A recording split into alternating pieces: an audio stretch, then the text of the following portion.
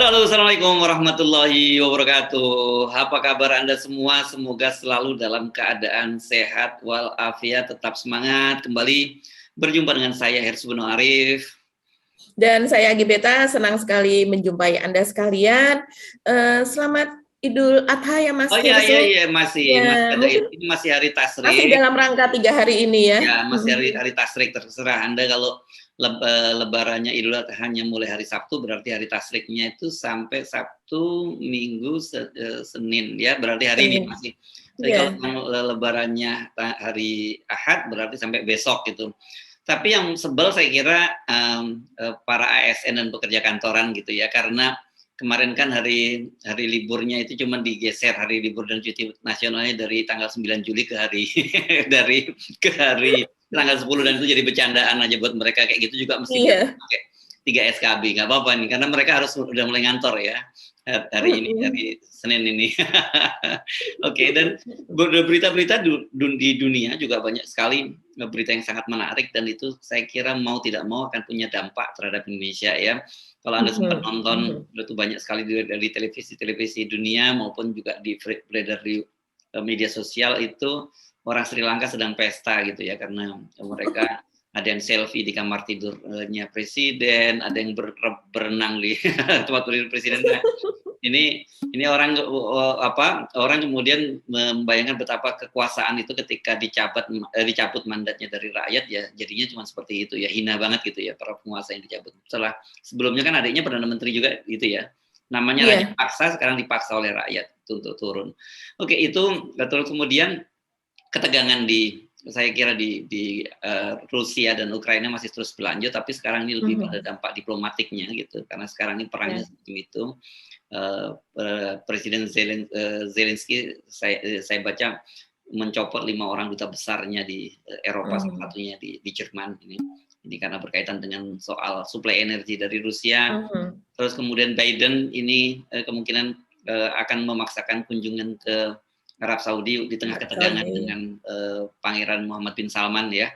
Ini juga sangat menarik, karena sebelumnya kan Biden menyebut bahwa Muhammad bin Salman ini pariah gitu ya. Pariah ini kan orang yang, kalau ini mengacu pada kasta ya, saya kira pariah ini ya di India ya, kasta paling bawah orang yang nggak diakui, tapi dan itu adalah selama ini kan jadi sekutu dekat dari Amerika. Dari Amerika, Inggris ya. Inggris dan sebagainya. Oke, itu berita dalam negeri apa Mbak yang menarik yang mesti kita sorot juga? Kenaikan BBM ya Mas Hersu, dan juga LPG. Iya. Dan gas ya. Betul. Saya gas bright itu bedanya apa dengan gas-gas yang di rumah tangga yang juga 12 kg? Apakah sama itu? Itu gas itu yang nanti akan naik, yang 12 kg itu Mas Hersu. Yang tabungnya 5. Baru naik kan? Baru naik.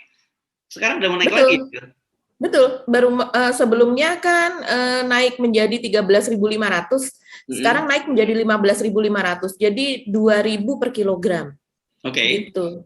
Jadi artinya kalau kemarin terakhir gampangnya ngomong, kalau nggak salah kemarin 200.000 ya tabung itu ya terakhir ya. Itu. Dan kemudian sekarang nggak salah sekarang mau naik jadi 213.000 gitu ya. Udah berapa kali naik deh? Saya ingat terakhir masih 145, 155, langsung melompat ke 200. Sekarang udah naik lagi. Ini memang emak-emak saya kira pasti punya hitung-hitungan betapa sekarang itu kebutuhan dapur itu meningkat sangat tinggi. Saya waktu itu sempat menghitung sampai 75%, tapi saya kira mungkin nanti lebih dari 100% kalau lihat semua kenaikan energi nih Mbak ya. Oke, itu. Terus apa lagi Mbak yang lain tuh? Pakai masker ya? Kewajiban pakai masker ya? Iya. Iya betul Mas Hersu, karena memang jumlah penderita COVID kenaikannya per hari sudah di atas 2.000 terus ya. Kemarin 2 hari yang lalu, hari Sabtu itu 2.700 ya kalau nggak salah. Sebelumnya pernah di atas 3.000 juga. Jadi sepertinya tren kenaikan ini dikhawatirkan masih akan berlanjut begitu. Makanya mungkin Pak Jokowi terus kemudian minta supaya pakai masker lagi begitu ya, walaupun di dalam maupun di luar ruangan. Akan kita bahas ya, nanti ketika bahas yang ini. Saya kira yang salah bukan Pak Jokowi, yang salah kita ini dalam soal ini. Nanti saya jelasin mengapa kita yang salah dalam soal pemakaian masker itu. Yang lain Mbak, yang seru apa di Yang seru mungkin yang ramai adalah saat ini video dari Pak Zulhas ya, Mas Hersu, Oh iya, yang iya, soal iya. minyak kita itu, iya. Ya. Saya nggak begitu clear itu, kalau nggak salah itu apakah itu programnya Departemen Perdagangan atau itu programnya Pak PAN gitu, itu yang saya belum begitu jelas. Tapi nanti kita bahas ya soal itu. Itu kejadian di Lampung ya, di Bandar Lampung ya. Di Lampung, di kampungnya Pak Zulhas ya, Lampung. Ya, terus ada lagi saya kira ini penting nih Mbak, sidang Dewan Pengawas yang sebelumnya sempat ditunda ya. Dewan Pengawas itu yang akan mereksa Lili Pintauli Siregar, salah satu komisioner atau wakil ketua di KPK ini berkaitan dengan gratifikasi nonton GP. Motor GP. Ya. Oke. Nah, apalagi yang lolos, yang belum lolos, yang belum kita bahas kira-kira selain itu? Itu saja udah banyak sekali Mas Herso. Banyak sekali. Oke, kita pilih dari mana ya? Tadi kita dari Pak Jokowi dulu ya. Mungkin. Dari mana? Dari Sri Lanka mungkin Mas Hersu ya. Karena masih berlanjut nih. Ya. Itu seru ya kalau kita lihat video-videonya Mbak ya. Iya, seru banget itu ya. Jadi setelah masuk menyerbu ke dalam istana kepresidenan itu, orang bagaimana mereka tidur-tiduran di kamar presiden sambil melihat TV, menonton mereka sendiri begitu. Jadi kan live itu. Kan live, jadi mereka sambil tidur-tiduran gitu ya, sambil semuanya yang serba mewah, merasakan ya, rakyat Sri Lanka kan saat ini sedang dalam kondisi yang sangat buruk sekali ya. Dan kemudian mereka juga menemukan uang, kabarnya menemukan uang di situ, padahal negara dalam keadaan dinyatakan bangkrut, tapi mereka menemukan uang banyak di situ, uang tunai. Dan kemudian juga mereka berenang-renang gitu ya, kesempatan berenang-renang, terus kemudian juga di dapur makan, selfie-selfie. Wah, seru banget Mas Hersu. Kita nggak menyangka sih bahwa akan sampai sebegitunya gitu ya Sri Lanka ini. Ya, dan saya lihat di beberapa fotonya itu ada para biksu ya yang pakai baju warna orange terang gitu, dan kepalanya gundul gitu, itu kan berarti biksu ya. Itu berarti itu Buddha ya, seperti itu. Iya, betul, karena di sana paling banyak kan masyarakatnya Buddha, baru kedua Hindu, ketiga Islam. Oh, jadi Buddha yang banyak ya? Saya pikir tadinya Hindu ya. Jadi Buddha paling banyak, Hindu, dan kemudian Islam ya. Islam, betul. Dan itu mereka kalau sudah seorang pemuka agama begitu pada turun kan berarti memang udah ampun-ampunan itu yang terjadi. Iya, itu karena KKN sih ya Mas Hersu yang kalau kita lihat ya. Karena siapa namanya Perdana Menterinya ini.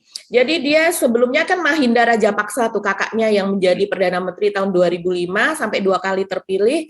Nah, selama kakaknya ini menjadi presiden ya, dia itu mengangkat si yang sekarang ini Gotabaya Rajapaksa ini, karena dia mantan militer pensiunan, menjadi Menteri Pertahanan. Nah, kemudian kakaknya karena dia koruptif, kemudian KKN dan sebagainya, tidak terpilih lagi. Tapi kemudian ketika terjadi, mungkin Mas Hersu ingat pengeboman tahun 2019 yang menewaskan 250 nyawa lebih lah gitu korbannya. Nah, itu kemudian terpilih nih menjadi presiden si yang sekarang ini Rajapaksa, adiknya yang kedua ini Gotabaya ini. Tapi kemudian Gotabaya ini juga kelakuannya hampir sama. Jadi dia menumpuk hutang, terus kemudian juga hutang Cina cukup besar gitu ya. Mereka ini kakak beradik ini juga meminta supaya membangun pelabuhan di kampung halamannya, bandara di kampung halamannya. Jadi tidak berdasarkan keperluan, tapi berdasarkan memang ambisi mereka pribadi begitu. Dan kemudian juga mereka seperti terjadi di sini kalau yang saya baca ya Mas Hersu. Jadi ada bandara yang nganggur gitu, yang kemudian malah dijadikan bengkel kalau tidak salah. Ini seperti terjadi di salah satu bandara kita ya, entah bagaimana sekarang kelanjutannya. Kertajati sempat seperti itu gitu. Ya, ini memang salah satu contoh yang disebut China debt trap ya, jadi jebakan utang China yang langsung di depan mata kita di Asia Selatan itu kan. Beberapa kali saya bahas juga soal pembangunan pelabuhan Hambantota dan kemudian juga bandara di kampung halamannya Pak Rajapaksa ini gitu ya. Dan jaraknya, bayangkan ada bandara itu jaraknya 250 km dari ibu kota Sri Lanka kan. Jadi orang turun dari bandara untuk mesti naik pesawat lagi, dan sama Cina itu dibangun saja gitu, termasuk pelabuhan Betul. dan seperti kita ketahui kemudian ternyata tidak bisa, ya namanya defisit, nggak ada penumpang yang mau jadi bandara mati, yang akhirnya mereka tidak bisa bayar utang, dan itu disita oleh Cina, dan pelabuhan kota itu kemudian dijadikan pangkalan, kalau nggak salah itu kan karena laut dalam itu jadi pangkalan underwater kapal selam ya, kapal selam dari Cina, dan itu kan sebenarnya memang modus Cina itu seperti itu. Di Indonesia kemarin kita udah mulai ribut lagi soal kemungkinan molornya lagi pembangunan kereta api kereta cepat. Ya itu kita ingat banget kan kasusnya ya, kereta api cepat itu, dan karena dulunya kan awalnya dia mau dibangun oleh Jepang yang melakukan feasibility study, tapi kemudian China ikut tender dan menawarkan yang lebih murah, jauh lebih murah. B2B, tidak akan ada jaminan dari APBN. Tiba-tiba begitu dia menangkan, di tengah jalan angkanya jadi naik gitu ya, dan pemerintah akhirnya memutuskan untuk menalangi itu, bukan hanya memberikan semacam bantuan untuk operasionalnya, tapi juga permodalannya ditalangi oleh pemerintah. Ini kemudian rame kan, pada waktu itu Anda masih ingat ya Pak Luhut yang diminta menjadi ketua komite kan, sampai nantang orang, kalau ada yang bilang bahwa itu menggunakan ini jebakan utang Cina, datang pada saya, kan itu Pak Luhut pada waktu itu seperti itu ya, teks saya, SMS atau WA saya untuk ketemu, saya tunjukkan data-datanya. Nggak lama kemudian tiba-tiba lah ada keputusan untuk itu. Dan yang paling heboh kemarin saya kira pernyataan dari Dirut PT KAI di Komisi 5 DPR RI kan dia ini jadi apa ya, saya sebut orang Jawa nyebutnya ketempuan itu apa ya, ketimpa apa ya? Iya, dia yang kena balanya begitu ya. Kena balanya ya. 2 kasus dia sebenarnya dia menyebut, dan sebenarnya bisa 3 kasusnya. Tapi yang satu berbeda, yang satu LRT. Ya saya kira pasti Mbak Agi setiap hari juga melewati itu LRT yang mangkrak seperti itu. Pada waktu itu kan yang diminta untuk membangun Adikarya gitu ya. Sementara untuk pembangunan kereta api cepat itu yang diminta membangun adalah Wijaya Karya. Dan yang menarik itu adalah pernyataan dari Dirut KAI ketika dia akhirnya diminta mengambil alih itu, ya kata dia ini sunatullah, kalau sesuatu tidak diserahkan kepada ahlinya gitu kan. Itu kan mereka merasa gitu. Kan ya, kalau soal kereta mestinya diserahkan kepada PT KAI, bukan pada perusahaan-perusahaan lainnya. Ketika akhirnya rupanya pemerintah harus nambah modal, dan kemudian penambahan modal itu harus melalui PMN, kan nggak bisa PMN-nya itu rupanya kalau kereta api bisa di PSO, jadi Public Service Obligation. Jadi caranya caranya subsidi penumpang. Nah sementara kalau Adikarya dan Wijaya Karya nggak bisa, akhirnya jadilah dibalikin lagi ke kereta api. Nah kita nggak tahu nih, ternyata duitnya juga belum cair juga, jadi bisa jadi molor lagi. Nah ini jadi yang begini-begini jangan dianggap kita berlebihan ya Pak. Kita bisa belajar dari fakta yang terjadi di Sri Lanka, dan sebenarnya juga Pakistan loh ya. Pakistan waktu zaman Imran Khan, Imran Khan jadi Perdana Menteri, tapi kemudian juga dijatuhkan Imran Khan oleh parlemen. Nah itu utang, dia juga mengalami jebakan utang Cina. Jadi Sri Lanka, Pakistan ini wilayah yang jadi daerah yang di depan mata kita yang jadi jebakan Cina. Sebenarnya juga ada Maldives ya, Maldives juga mengalami tapi kelihatannya belum seserius yang terjadi di Sri Lanka dan di Pakistan. Kalau di Sri Lanka, kalau Pakistan dramanya di parlemen, kalau di Sri Lanka dramanya di jalanan karena dampak. Jalanan, betul. Ini hati-hati, ini perlu hati-hati karena meskipun Bu Sri Mulyani sekarang kan pede banget karena katanya sekarang kita anggaran kita sedang surplus, APBN kita surplus 132 triliun. Tapi kenapa kemudian semua harga-harga dinaikkan? Kan ini juga menjadi pertanyaan, tanda tanya kita, Mbak Agi. Iya betul. Jadi di sini kita melihat, kita harus menyadari ya, pelajaran besarnya adalah jangan menganggap bahwa rakyat takut, jangan memaksakan begitu ya, bahwa rakyat takut kepada pemerintah. Justru secara alami adalah pemerintahlah yang takut kepada rakyat gitu. Karena pemerintah adalah dia adalah abdi dari rakyat, dipilih oleh rakyat gitu. Jadi dia bekerja untuk rakyat gitu. Jangan dipaksakan, malah justru menakut-nakuti rakyat untuk takut kepada pemerintah. Nah, yang terjadi di Sri Lanka antara lain juga itu, karena presidennya yang kemarin adalah dia mantan militer juga, dan dia selain dia melakukan KKN, dia juga semuanya seperti one man show seperti itu begitu. Jadi kalau sudah mau ini ya ini begitu, dan itu harus dilaksanakan. Nah, seperti misalnya kayak di Indonesia ada kereta cepat dari Jakarta Bandung atau Bandung Jakarta begitu ya. Nah, semuanya skenario-nya sudah berubah ini dari yang awal begitu. Apalagi kemudian tadinya dimaksudkan karena pekerja dari Bandung ke Jakarta itu adalah sekian. Nah, yang di Jakarta saja yang namanya pegawai negerinya juga akan dipindahkan ke IKN gitu rencananya gitu. Tadinya kan juga ibu kota itu pada saat itu dicanangkan ibu kota adalah di Jakarta. Ketika ibu kota kemudian sudah pindah ke IKN yang nantinya akan dibangun masif adalah di sana, walaupun katanya Jakarta tetap menjadi kota bisnis, tapi kan semuanya sudah berubah gitu. Jadi yang namanya proposal, terus kemudian target, fokus pasti sudah berubah juga gitu. Nah, sama seperti di Sri Lanka itu kejadiannya ketika dia berhutang kepada Cina untuk sektor-sektor yang kurang produktif seperti bandar. Sebenarnya dia membangun bandara, pelabuhan dan sebagainya karena memang pendapatan terbesarnya Sri Lanka ini adalah dari pariwisata. Jadi dari India saja yang saya baca penduduk Sri Lanka ini 22 juta, tapi turis dari India saja itu bisa 100 juta lebih per tahun. Itu hanya dari satu negara India, belum negara persemakmuran yang lain begitu, kayak Australia, terus kemudian Inggris dan sebagainya. Sri Lanka juga populer di Amerika, dan Sri Lanka ini kan memang terkenal sebagai negara kecil begitu, negara pulau, tapi memang indah sekali katanya yang pernah ke sana ya, pantainya, kemudian perbukitannya. Terus dia juga memiliki 8 warisan dunia dari UNESCO. Nah, itu yang menyebabkan dari tempat yang tidak terlalu besar tapi banyak situs-situs yang berharga di sana begitu. Nah, ternyata pada saat terjadi bom tahun 2019 sebelum Covid itu sudah meluluh lantakkan gitu. Jadi langsung anjlok pariwisatanya, dan itu tidak diprediksi, jadi tidak termasuk ke dalam skema misalnya berhutang segini begitu ya, tapi itu tidak dimasukkan dalam kalau seandainya terjadi sesuatu apa yang akan terjadi begitu. Nah, kebetulan yang terjadi adalah pengeboman sampai 250 lebih nyawa melayang. Sesudah itu masuk ke Covid. Negara yang sangat bertumpu kepada sektor pariwisata ini benar-benar hancur, luluh lantak begitu, karena semuanya berhenti. Semua sektor berhenti, terus kemudian juga mereka devisanya anjlok.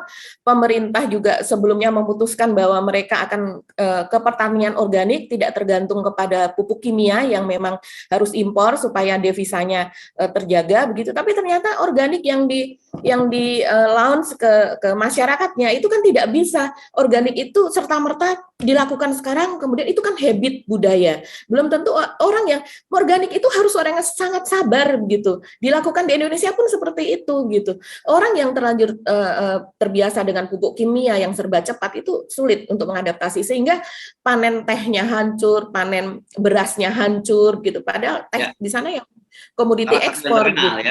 Ya sangat terkenal begitu. Jadi ya memang itulah kalau seandainya terjadi sesuatu yang sangat tidak diharapkan, jadi mereka terlalu optimis begitu. Ketika terjadi sesuatu yang tidak diharapkan, maka mereka tidak siap menghadapi itu begitu. Jadi ya, di Indonesia pun sebaiknya juga demikian kan Mas Herssu, apalagi kita sesudah ini belum selesai sudah mau membangun yang lain, dan kebanyakan adalah infrastruktur gitu. Ya. Dan kenapa ini penting kita ingatkan ya, bukan kita mau memprovokasi, tapi rakyat itu selalu ada batas kesabarannya, dan ketika ada problem-problem yang langsung domestik, dalam hal ini urusan dapur, itu kan gitu ya, kita kalau mengikuti yang di Sri Lanka itu ada sopir yang meninggal dunia di tengah jalan karena antri BBM sampai berjam-jam gitu, terus kemudian juga listrik mati di mana-mana karena pembangkitnya sudah tidak bisa. Itu menjadi soal yang serius, dan jangan sampai itu terjadi di Indonesia. Kenapa? Karena gini, ini kan biasa dalam dunia yang sudah global gini, yang informasi yang terbuka. Ketika tadi Anda melihat ada orang-orang yang menyerbu Istana Presiden gitu ya, dan kemudian selfie itu biasanya kayak gitu tuh bisa menular. Kenapa? Ini kita ingat yang terjadi pada Arab Spring ya, pada waktu itu ya, dipicu oleh bunuh diri seorang pedagang kaki lima gitu, dan kemudian akhirnya itu di Aljazair ya, kasusnya kalau tidak salah ya, saya di Aljazair atau di mana? Seingat saya itu, nanti kita koreksi kalau ada yang salah. Tapi itu kemudian dampaknya menjadi revolusi di Arab, di Jazirah Arab, walaupun kemudian sekarang ini gagal, terutama di Mesir gitu ya, dianggap yang kemudian diambil alih sekarang lagi oleh militer kan. Nah, kemudian ini juga bisa terjadi Asian Spring nih, kalau dampaknya seperti itu yang terjadi di Pakistan dan Asia dan Sri Lanka. Ini yang saya kira perlu diantisipasi. Jangan sampai kemudian hal-hal semacam ini terjadi di Indonesia. Makanya kalau kemarin Pak Jokowi misalnya soal berdoa agar tidak naik Pertalite, bukan berdoa, itu tugas dari pemerintah untuk mempertahankan itu. Apalagi kita tahu seperti yang disampaikan oleh Bu Sri Mulyani, kita punya surplus. Surplusnya dari mana sih? Dari batu bara, dari nikel, dari sawit yang harga-harganya tinggi. Makanya sebenarnya dari sisi APBN sekarang kita sedang sangat kuat. Nah, persoalannya kenapa kemudian pemerintah mulai memutuskan mencabut subsidi sana sini? Ya karena prioritas dari pemerintah berbeda. Tadi itu membangun infrastruktur, salah satunya kan yang selalu dipikirkan oleh Pak Jokowi soal pembangunan ibu kota baru gitu ya. Ini bisa berbahaya karena itu terjadi lagi seperti di Sri Lanka. Artinya ada pembangunan, duitnya utang, tapi tidak produktif kan gitu. Iya betul Mas Herssu. Jadi ini debt trap dari China ini memang kan menyasar ke banyak negara ya. India tadinya juga terancam untuk debt trap ini, tapi terus kemudian mereka menarik begitu, malah kemudian mereka berhadapan begitu di perbatasan antara India dengan Cina, sempat terjadi perang dan sebagainya begitu. Tapi itu adalah keputusan yang tepat bagi India begitu ya, karena mereka juga negara yang sama-sama berpenduduk besar. Tapi di sekitarnya itu memang masuk ke dalam jebakan tersebut begitu. Iya, dan termasuk juga Indonesia ini masuk ke dalam skema Belt Road Initiative gitu ya, BRI atau OBOR begitu kan mereka menyebutnya begitu. Indonesia masuk ke dalam itu begitu. Bahkan pada waktu itu kalau tidak salah ada 5 daerah yang dimasukkan ke dalam itu, termasuk salah satunya adalah Bali.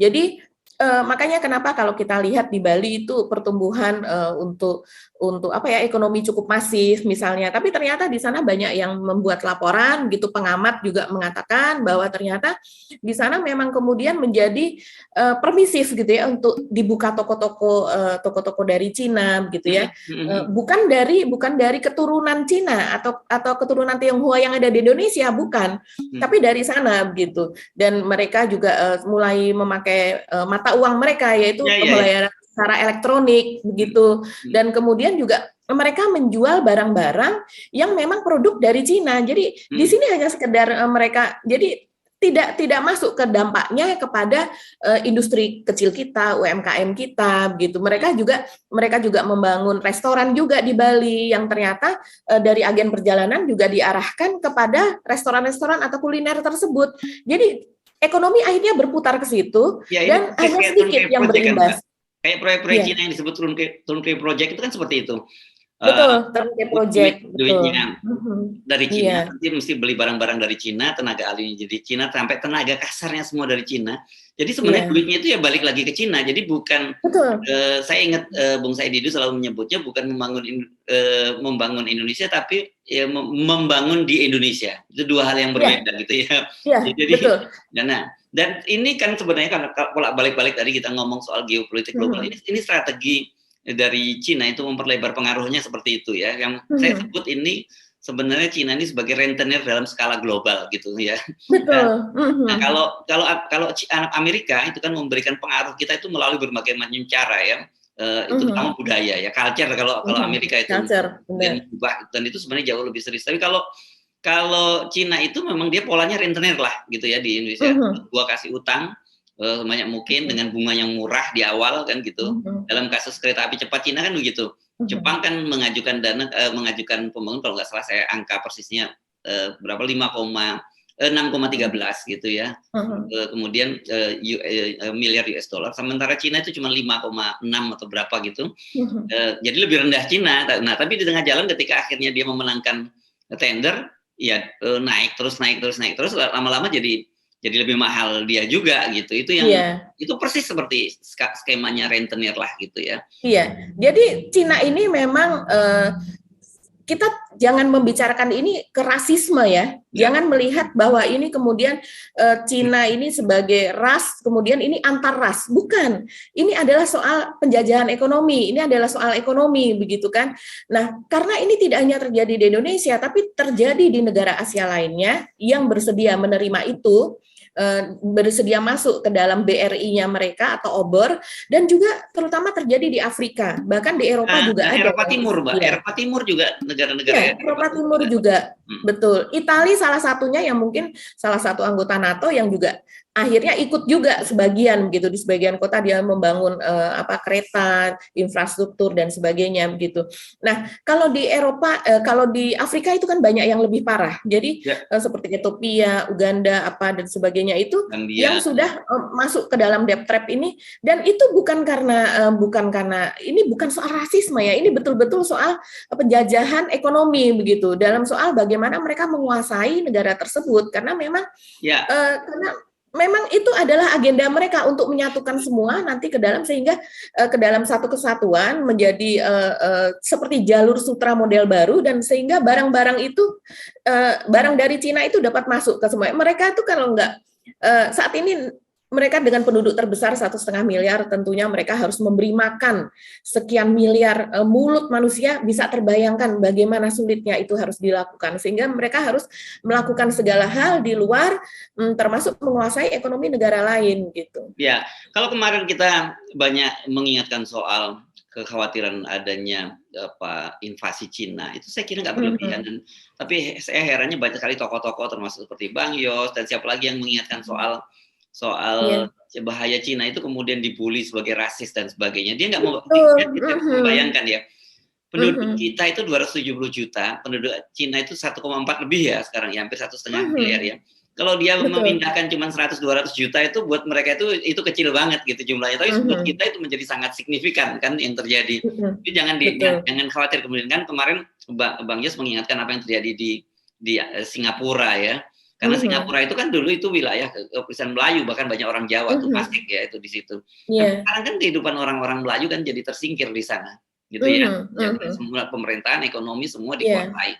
Ini memang etnis yang bangsa yang ekspansif gitu. Jadi ekspansif, betul. Ya, jadi memang itulah sifat mereka, dan itu tentu terjadi pada negara tetangganya itu lebih parah itu. Seperti Uighur dan sebagainya ya.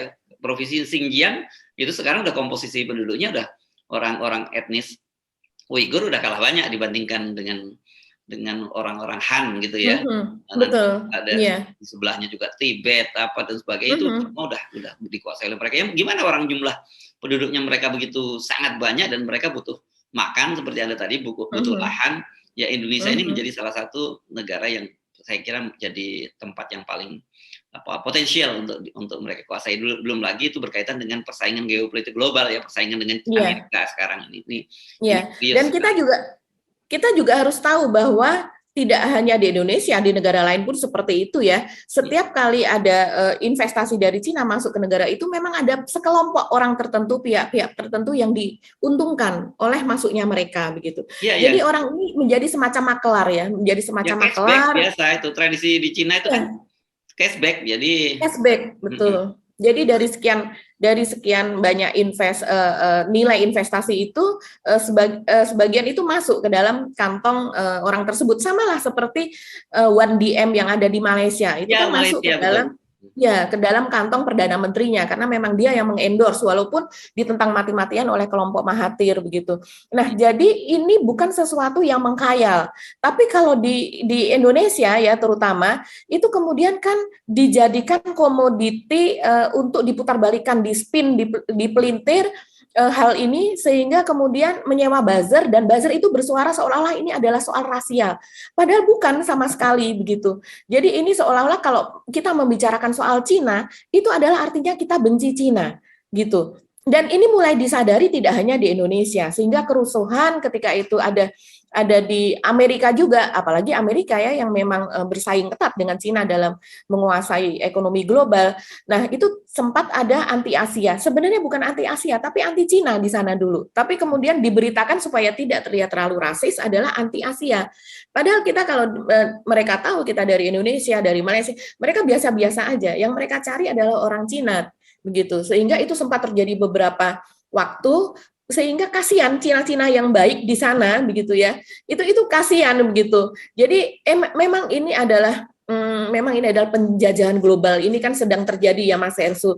Dan kalau di kita jangan mudah kita itu untuk terprovokasi begitu. Kalau seandainya kita ngomong Cina terus kemudian katanya kamu anti Cina ya, kamu ini ya. Jangan salah, itu Cina ketika masuk ke sebuah negara, maka Cina yang keturunan Tionghoa atau keturunan Cina di situ pun akan kena. Sama seperti misalnya seperti di Malaysia, Cina di Malaysia pun nanti akan kena seperti halnya Melayu, India, Pakistan, itu kan banyak juga penduduk Malaysia itu kan Melayu yang kemudian dari Pakistan, kemudian yang lainnya, bahkan Cina juga banyak di sana.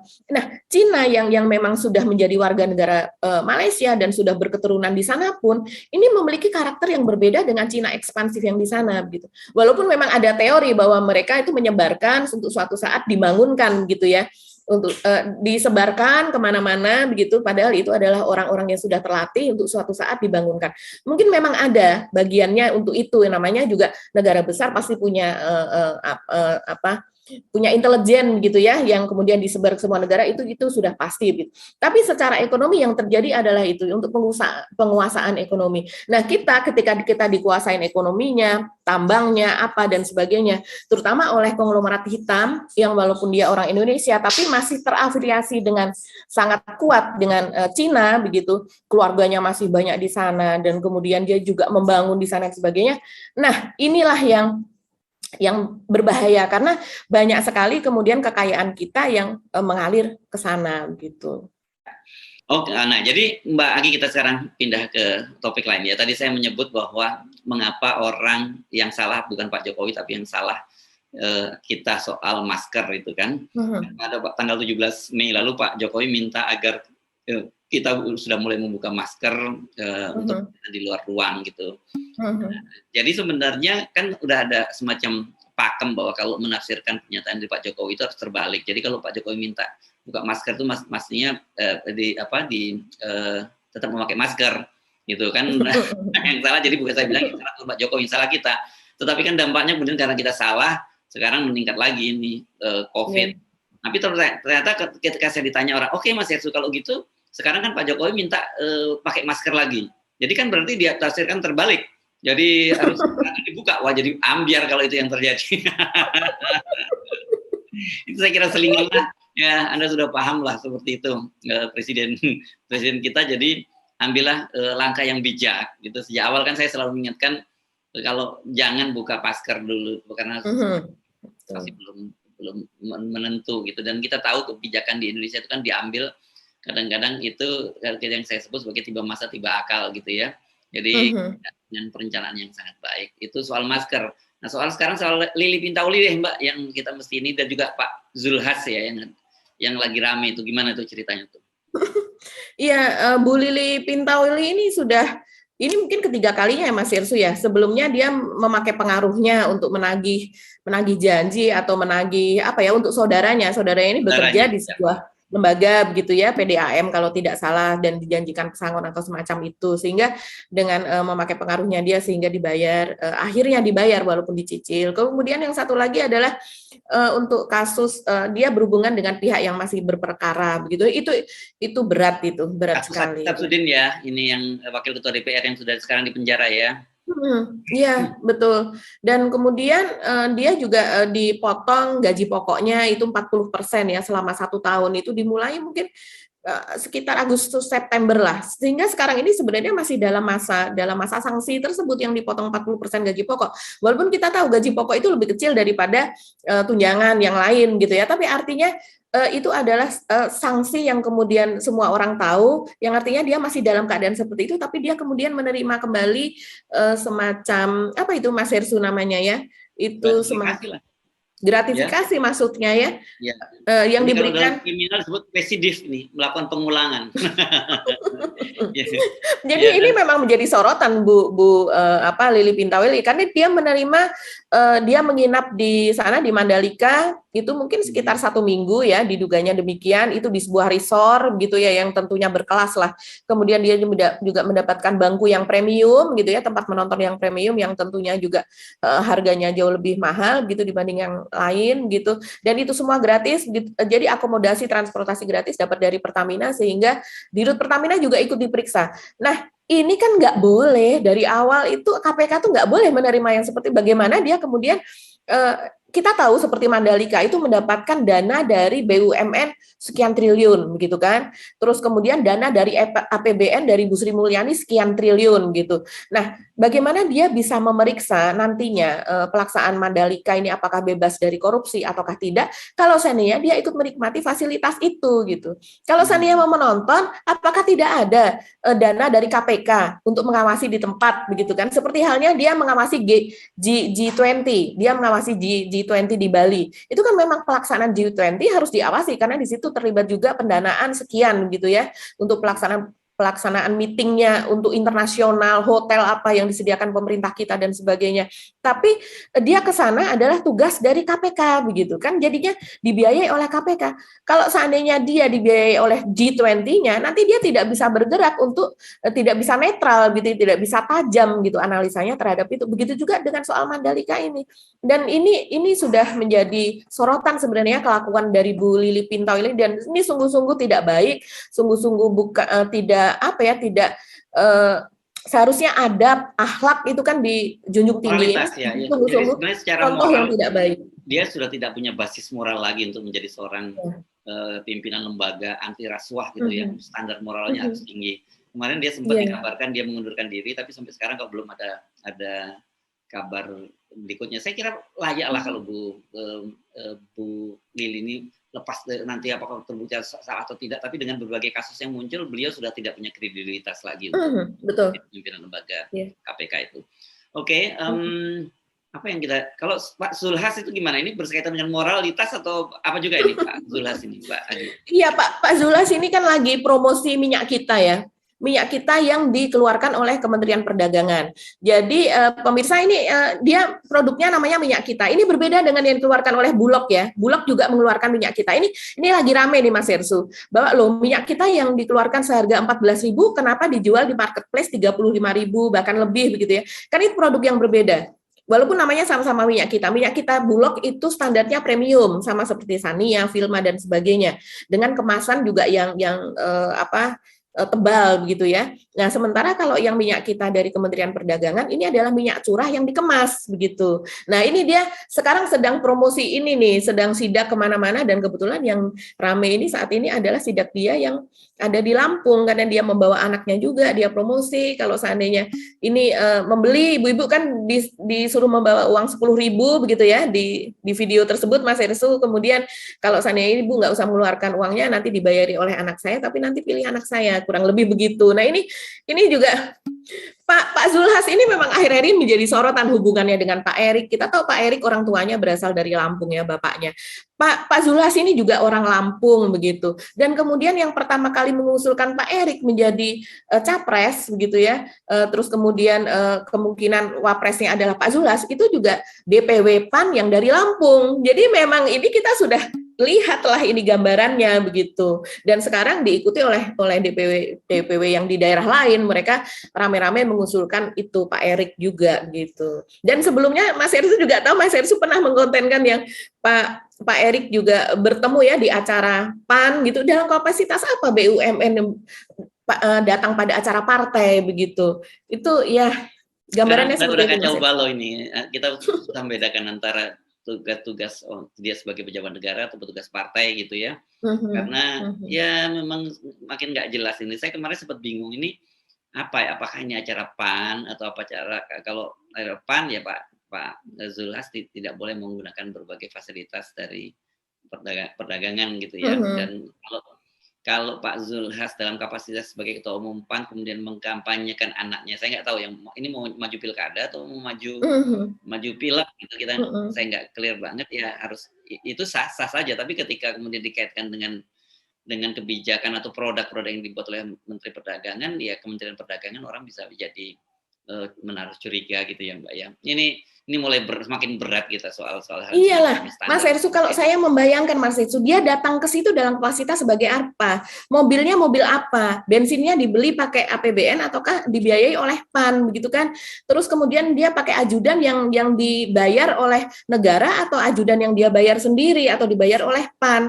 Dan kemudian semua akomodasi dia, transportasi itu memakai biaya siapa? Kalau memakai biaya negara dalam kapasitas dia sebagai Mendak, di sela-sela itu dia mempromosikan anak, ya itu sama sekali tidak etis gitu ya.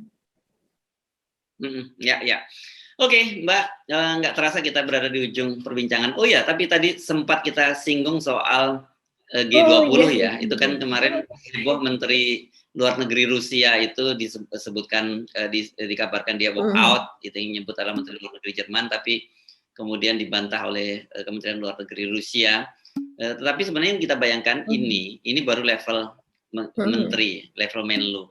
Bayangkan nanti kerumitan diplomatik jika terjadi Putin itu hadir di G20 dan kemudian terjadi persoalan-persoalan semacam ini. Ini pasti ini akan diuji kepemimpinan Pak Jokowi sebagai ketua G20. Jadi saran saya seperti tetap konsisten kemarin, fokus dulu Pak Jokowi, bereskan G20 sampai sukses, dan ini akan menjadi catatan kalau berlangsung sukses, karena meskipun kita sebut bahwa G20 ini presidensi ini semacam arisan, tapi tetap saja dalam situasi yang sekarang ini ketangguhan Pak Jokowi dalam berdiplomasi itu akan diuji. Jadi Pak Jokowi jangan dengerin dulu deh para buzzer yang menyatakan bahwa Pak Jokowi pantas dapat hadiah Nobel, terus kemudian cocok jadi sekjen PBB. Selesaikan dulu Pak Jokowi untuk urusan G20 ini. Nanti deh ngomongin G20 atau Nobel itu nanti belakangan loh.